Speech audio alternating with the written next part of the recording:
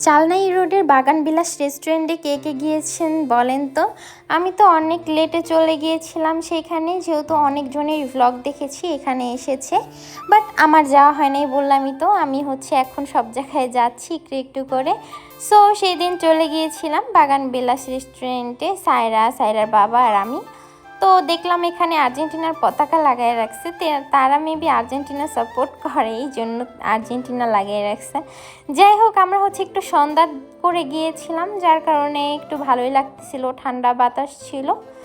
আর দিনের বেলা অনেক গরম থাকে, যার কারণে তেমন বের হওয়া হয় না। সন্ধ্যার পরে আমরা টুকটাক একটু বের হই। যাই হোক, এখানে আমি একটু ভিডিও করতেছিলাম, সায়রার বাবাকে বললাম আমাকে একটু ভিডিও করে দাও। এখানে সায়রাও চলে এসেছে আমার ভিডিওতে। তো তাদের এই রেস্টুরেন্টে দেখলাম একটু একটু ভালোই আছে, কি বলে আপনাদের ফটো জোন আর কি, একটু একটু জায়গায় ছবি তোলার কয়েকটা স্পট টাইপের বানিয়েছে। আপনারা এখানে যেয়ে সুন্দর করে কিছু পিকচার তুলতে পারবেন। আর হ্যাঁ, আইফোনের পিকচার এখানে খুবই সুন্দর হবে, কারণ লাইটিংটা জোস, কারণ লাইটিংয়ের জন্য ছবি সুন্দর হবে আর কি বলতে গেলে। তো তাদের এখানে বাহিরেও দেখলাম যে সুন্দর করে ডেকোরেশন করেছে, তারপর ভিতরেও সুন্দর করে ডেকোরেশন করেছে। আর আমার কাছে মনে হলো যে এটা নতুন অবস্থায় আরও বেশি সুন্দর ছিল, আরও বেশি কি বলে একদম পরিষ্কার, সব কিছু ঝকঝকা ছিল। যেহেতু অনেক দিন হয়ে গিয়েছে, রেস্টুরেন্টটা একটু অন্যরকম, একটু কি বলে একটু কালছা কালছা ভাব এসে পড়েছে, বাট তবুও চলে। তো সায়রা এখানে রাইড দেখে তো খুবই খুশি। সায়রা যেখানে রাইড দেখে ওইখান থেকেই চলে যায় দৌড় দিয়ে যে রাইডে উঠবে। তো ফার্স্টে সে স্লাইডে উঠে, তারপর এখানে একটা হুন্ডা টাইপের কি বলে এটা ছিল, এটার উপর উঠে দুলতে থাকে। তো সে স্লাইড খেলতে খেলতে সায়রার বাবা আর আমি একটু ঘুরে ঘুরে দেখলাম তাদের ভিতরেও বসার একটু জোন করেছে।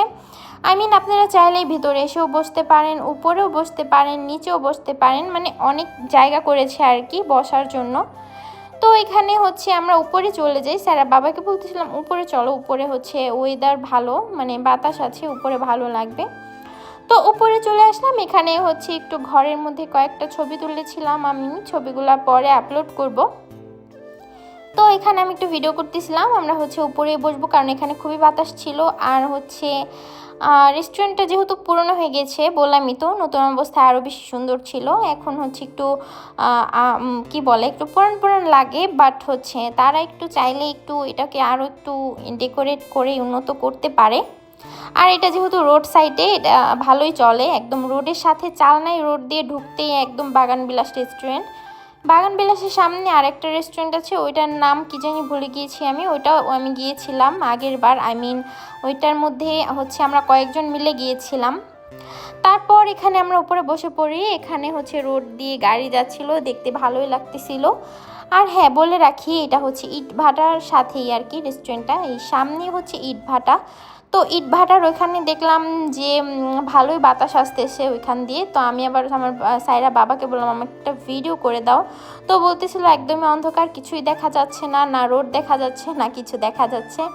তো আমি বললাম করো, সমস্যা নেই, অন্ধকারে ভিডিও সুন্দর হবে। তো এখানে আরেকটা কাহিনী হয়েছে যে কারেন্ট চলে গিয়েছে তাদের, এটা কি বলে তাদের আইপিএস নাই। এই জিনিসটা আমার খুবই লাগছে যে এত বড় একটা রেস্টুরেন্ট করেছে, বাট তারা আইপিএস লাগায় নেই। কয়েকটা লাইট ছিল আর কি, চার্জিং লাইট ছিল, একদমই অন্ধকার হয়ে গিয়েছিল। তো আমরা ফ্রেঞ্চ ফ্রাই অর্ডার করেছিলাম, ফ্রেঞ্চ ফ্রাইটা খেয়ে আমরা জলদি বাসায় চলে যাই। তো আজকের মধ্যে এখানেই বিদায়। সবাই ভালো থাকবেন, সুস্থ থাকবেন, আর আমাদের পেজটাতে লাইক ফলো করতে ভুলবেন না। আর আপনারা চাইলে এই রেস্টুরেন্টটাতে ভিজিট করতে পারেন, পিকচারগুলো খুবই ভালো আসবে। আর আমরা তো জাস্ট ফ্রেঞ্চ ফ্রাই অর্ডার করেছিলাম, জানি না তাদের খাবারের মান কেমন। আপনারা চাইলে এখানে যেয়ে সব কিছু টেস্ট করে দেখতে পারেন। আল্লাহ হাফেজ।